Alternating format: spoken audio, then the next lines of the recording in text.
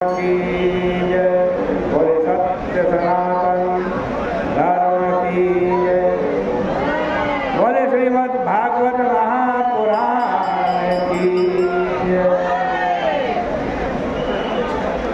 पतित पावनी कालीमल हारिणी मोक्षदायिनी मंगलकारिणी माँ गंगा मैया के इस पवित्रतम तीर्थ हर की पौड़ी पर आप विराजमान हैं।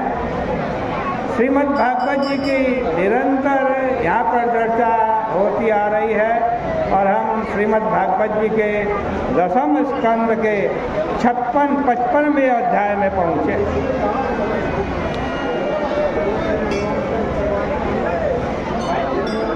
श्रीमद् भागवत जी के 54वें अध्याय में श्री सुखदेव जी महाराज कहते हैं कि परीक्षित, भगवान श्री कृष्ण ने रुक्मिणी जी का हरण किया। इसके बाद शत्रुओं ने श्री कृष्ण का पीछा किया। यदुवंशियों के सेनापतियों ने उनके आते देखा तो वे अपने धनुष पर टंकार करते हुए उनका सामना करने लगे। अब रुक्मिणी जी ने देखा कि भगवान श्री कृष्ण के रथ को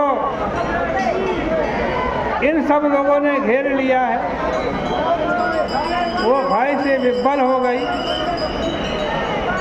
और भगवान को देखने लगी। भगवान ने कहा कि देवी, आज तुमको ससुराल पहुंचने के पहले ही अच्छी शोभा देखने को मिल गई, लेकिन डरो मत, अभी ये लोग नष्ट हुए जाते हैं। इतने में ही यदुवंशी वीर गद, संकर्षण आदि ने शत्रुओं की सेना को छिन्न भिन्न कर दिया।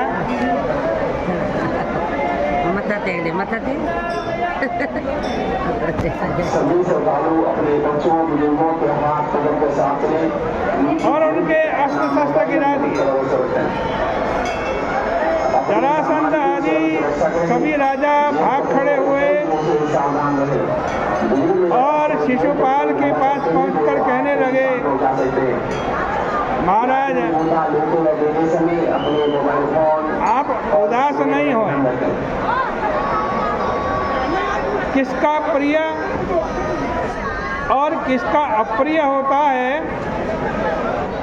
इसकी कोई मर्यादा नहीं है। ये सारी दुनिया कठपुतली की तरह भगवान के हाथ से नाचती है। और जरासंध ने तो अपनी ओर लक्ष्य करते हुए कहा, अपने आप तरफ इशारा करते हुए कहा, देखो भाई, मुझे देखो, 17 बार मैं श्री कृष्ण से हार गया, केवल एक ही बार जीत सका। इसी तरह जब हमारा काल अनुकूल होगा तब हम जीतेंगे।